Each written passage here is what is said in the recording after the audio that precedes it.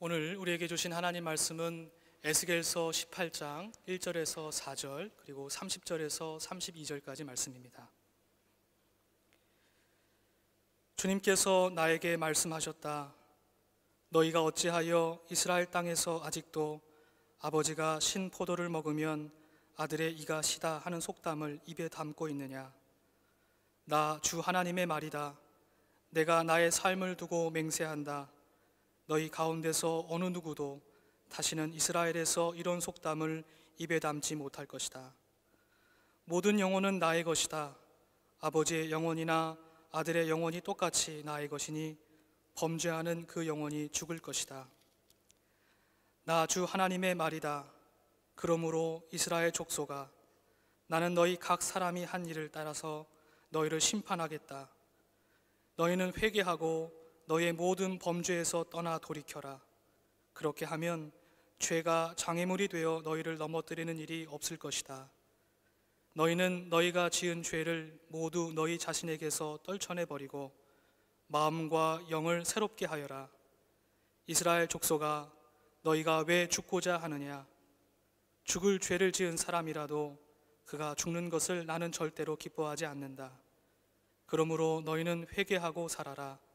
나 주 하나님의 말이다. 아멘. 하나님의 말씀입니다. 우리는 지난 6월 둘째 주 민수기 11장의 말씀을 함께 묵상하면서 우리 안에 가득한 욕망, 무엇으로도 채울 수 없는 그 욕망을 말씀에 비추어서 성찰해 보았습니다. 그리고 6월 셋째 주에는 출애굽기 9장의 말씀을 함께 묵상하면서 10가지 재앙에 담긴 하나님의 뜻, 재앙의 목적에 대해서 함께 살펴보았습니다. 그리고 바로 지난주 우리는 전교인 신앙 수련회를 통해서 요한계시록 2장과 3장의 말씀을 함께 묵상하면서 첫사랑을 잃어버린 에베소 교회의 모습, 버가모 교회 안에 자리 잡고 있던 왜곡된 니골라당의 신념, 두아디라 교회에 만연했던 우상 숭배의 모습, 겉은 화려하지만 실상은 죽어 있었던 사대 교회의 모습, 그리고 차지도 뜨겁지도 않았던 라오디게아 교회의 모습을 함께 보았습니다. 모두 따갑고 아프지만 우리 믿음의 공동체가 품어 안아야 할 하나님의 말씀이었습니다. 이를 통해서 우리는 교회가 하나님의 부르심의 목적에 따라서 그 본질을 회복하기 위해서는 진실한 회개가 필요하다는 사실을 함께 깨달았습니다. 그리고 지난 수요기도 모임에서는 이사야서 1장과 2장의 말씀을 묵상하면서 너희는 씻어라, 스스로 정결하게 하여라 라고 우리에게 촉구하시는, 회개를 촉구하시는 주님의 음성을 함께 경청했습니다. 이번 주 에스겔 18장의 말씀을 포함하면 한 달 동안 회개하여라, 회개하여라, 뜻을 돌이켜 회개하여라 라고 하는 말씀을 우리가 함께 들은 것입니다. 저는 함부르크 한인교회를 섬기는 목회자로서, 말씀을 맡은 자로서, 설교자로서 지난 한 달 동안 회개하라는 주님의 음성을 듣고 또 전하면서 제 안에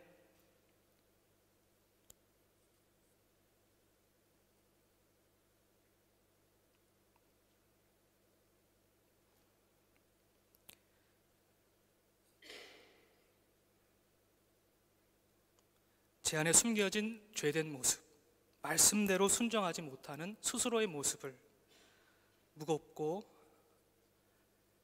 깊은 죄책의 마음으로 들여다보게 됐습니다. 하나님 앞에 온전히 하지 못한 저의 죄됨과 어둠이 교회 공동체를 변화시키기보다 멈추어 서게 하는 것이 아닌가 하는 염려의 마음이 들었습니다. 마치 엘리 제사장과 야이로 회당장의 모습처럼 저 스스로 하나님의 부르심의 책임과 사명을 다하고 있지 못하다는 생각이 들었습니다.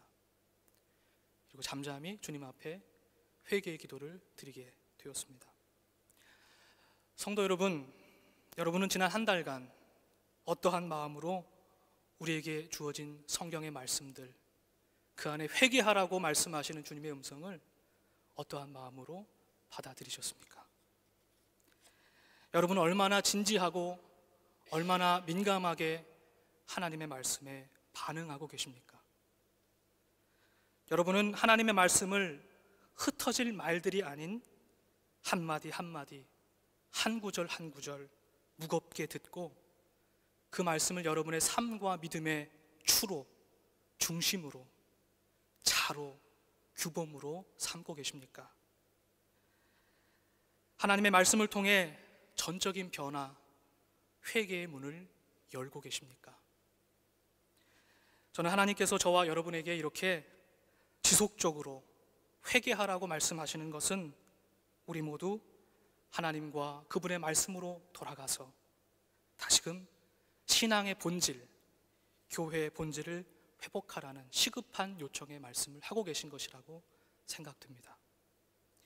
지금 이 순간에도 들을 귀 있는 자는 들어라, 성령이 교회에게 하시는 말씀을 들어라 하시는 주의 음성이 들려집니다. 우리의 안일함, 영적인 교만과 우둔함을 깨우시고 계시는 주님의 음성을 듣습니다. 오늘 우리는 다시금 에스겔 선지자를 통해 선포된 하나님 말씀 앞에 함께 섰습니다. 오늘의 본문 역시 우리가 품어야 할 회개의 말씀입니다. 모든 공동체가 경청해야 할 뜻있는 말씀이라고 믿습니다.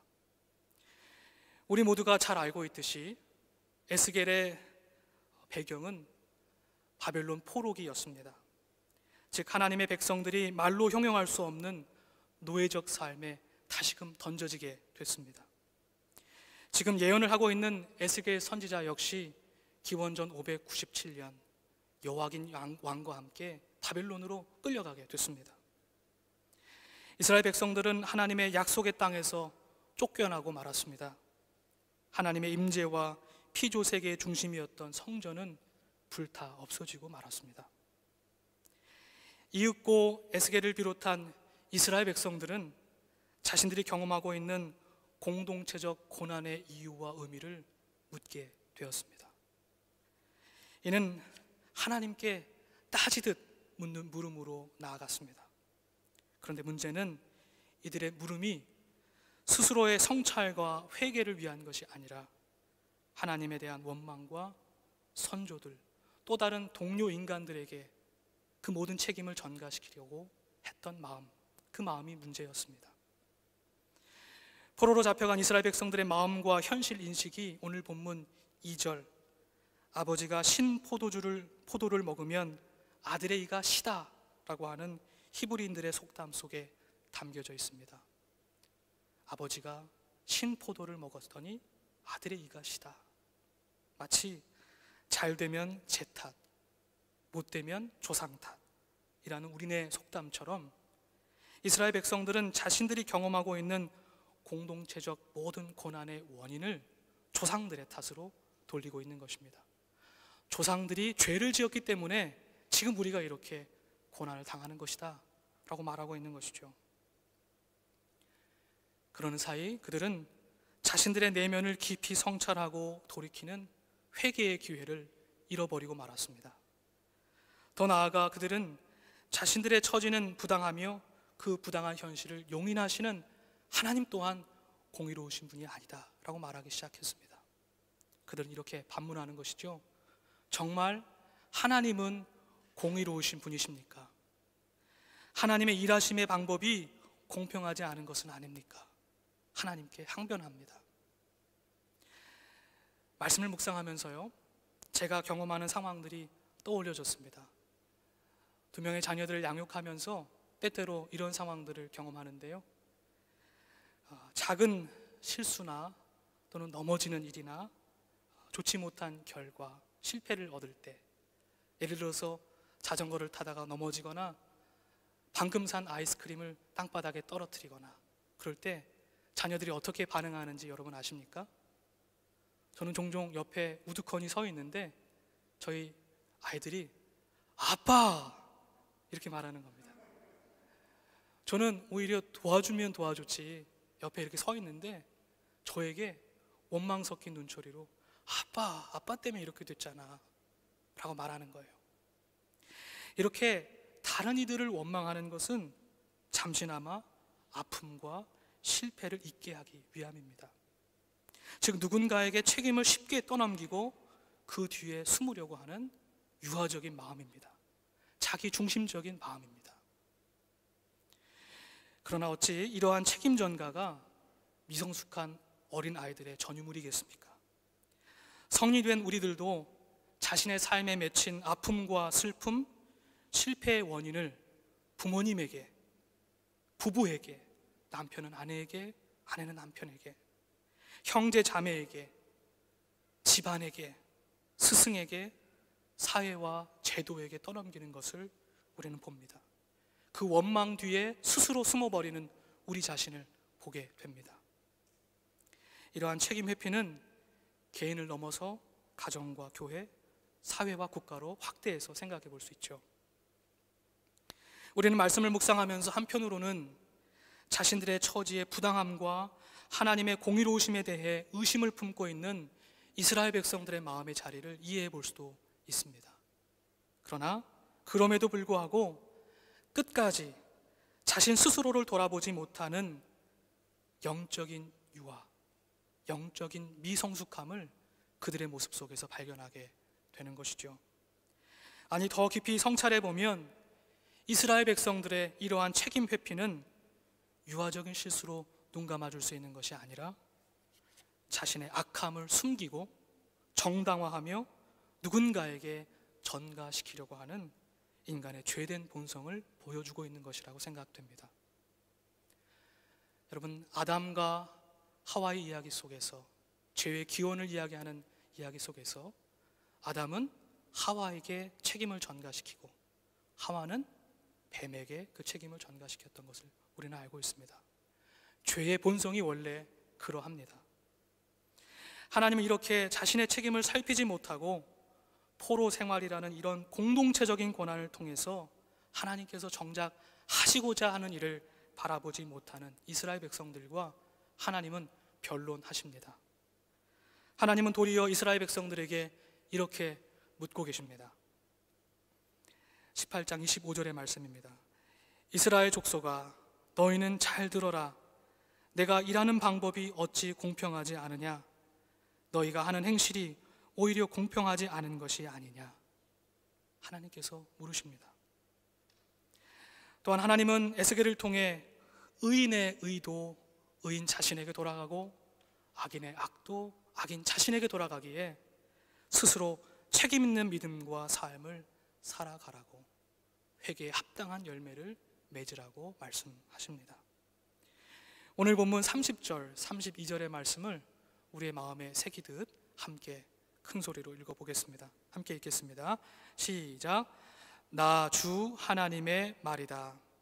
그러므로 이스라엘 족속아, 나는 너희 각 사람이 한 일에 따라서 너희를 심판하겠다. 너희는 회개하고 너희의 모든 범죄에서 떠나 돌이켜라. 그렇게 하면 죄가 장애물이 되어 너희를 넘어뜨리는 일이 없을 것이다. 너희는 너희가 지은 죄를 모두 너희 자신에게서 떨쳐내버리고 마음과 영을 새롭게 하여라. 이스라엘 족속아, 너희가 왜 죽고자 하느냐? 죽을 죄를 지은 사람이라도 그가 죽는 것을 나는 절대로 기뻐하지 않는다. 그러므로 너희는 회개하고 살아라. 나 주 하나님의 말이다. 아멘. 지금 이 현재의 고난이 누구의 죄 때문인지를 물을 것이 아니라 마음과 영을 새롭게 하여서 자신의 죄를 먼저 살피라고 하나님께서는 요청하고 계신 것입니다. 그런데 여러분, 한번 생각을 해보십시오. 회개하여라 라고 하는 하나님의 음성을 들었을 때 우리는 보통 어떻게 반응하죠? 그 회개하라는 하나님의 음성이 나를 향한 음성이 아니라 누군가를 향한 음성으로 때로는 듣고 해석합니다. 내가 회개할 것이 아니라 그가 회개해야 돼, 그가 바뀌어야 돼 생각하는 것이죠. 안타깝지만 이는 우리의 영적인 무지와 교만함을 나타내주고 있는 것입니다. 오늘 본문의 말씀을 통해서 저와 여러분이 어떠한 영적인 상태에 놓여져 있는지 다시 한번 말씀을 통해서 성찰해 봤으면 좋겠습니다. 요한복음 9장에는 나면서부터 눈먼 사람을 고치신 예수님의 이야기가 나옵니다. 제자들이 예수께 나와서 물었습니다. 선생님, 이 사람이 눈먼 사람으로 태어난 것이 누구의 죄 때문입니까? 이 사람의 죄 때문입니까? 아니면 부모의 죄 때문입니까? 하고 물었습니다. 이러한 제자들의 질문 역시 오늘 본문 속 이스라엘 백성들의 모습처럼 포로 생활을, 고난을, 질병을 어떤 죄와고의 연관성 속에서 생각하는 그러한 맥락을 같이 읽어낼 수 있습니다. 즉 예수님의 제자들은 질병이 누군가의 죄 때문이라고 하는 생각, 질병이 곧 죄, 고난이 곧 죄라고 하는 연관성 속에서 생각되어야 한다는 통념 속에 사로잡혀서 질병의 원인을 물을 뿐 눈이 먼 그 질병 자체가 가리키는 말을 묻지 못하고 있습니다. 즉 하나님께서 그 질병을 통해서 드러내고자 하시는 것이 무엇인지를 보지도 못하고 묻지도 못하고 있습니다. 예수님은 대답하십니다. 이 사람이 죄를 지은 것은 이 사람이 죄를 지은 것도 아니요 그의 부모가 죄를 지은 것도 아니다. 하나님께서 하시는 일들을 그에게 드러내시려는 것이다 하고 말씀하셨습니다.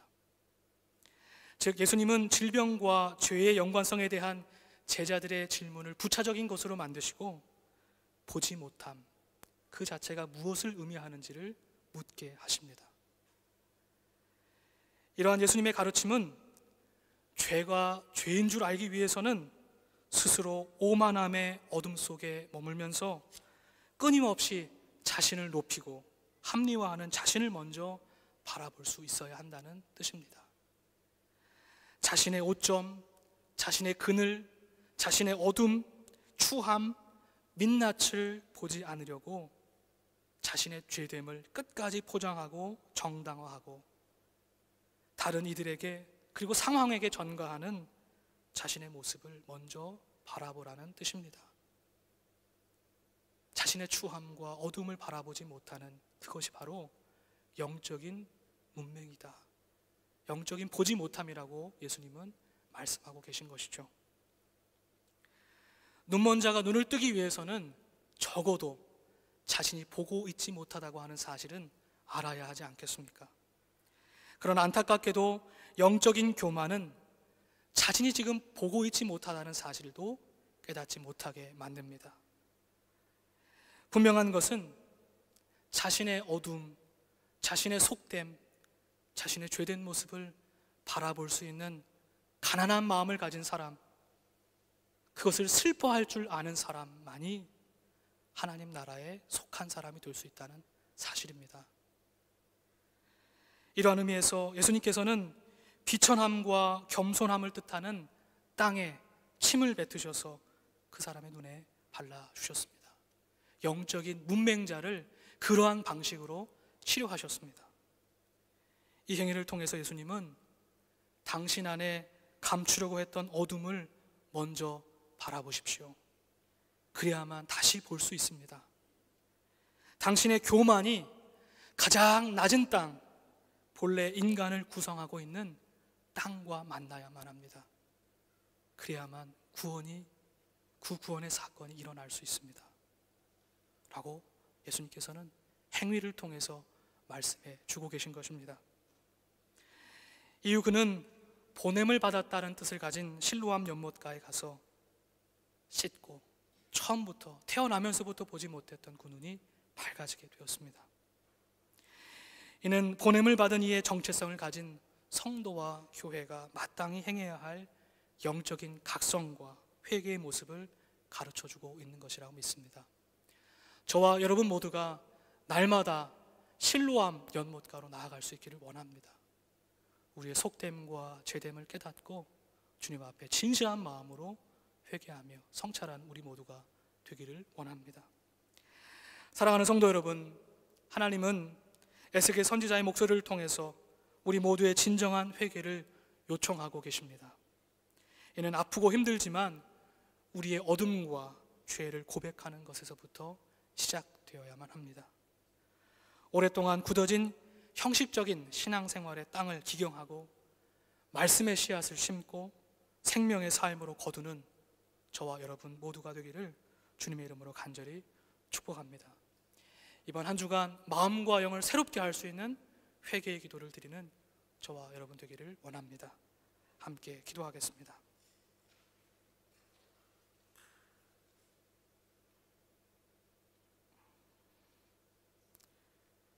하나님, 우리를 주님의 한결같은 사랑으로 자비를 베풀어 주시니 감사합니다. 우리 모두가 주께 죄를 지었습니다. 하나님을 의지하기보다 우리 자신의 소유와 능력, 지혜를 의지했습니다. 영적 교만에 사로잡혀 하나님의 역사하심을 보지 못하고 그 뜻을 굽게 하였습니다. 마음속에 진실을 기뻐하시는 주님, 우리를 우슬초로 정결하게 하시고 우리 안에 깨끗하고 정직한 마음을 창조하여 주옵소서. 견고한 심령을 새롭게 하여 주옵소서. 우리 안에 주의 성령을 거두지 마옵소서. 예수 그리스도 이름으로 기도드립니다. 아멘.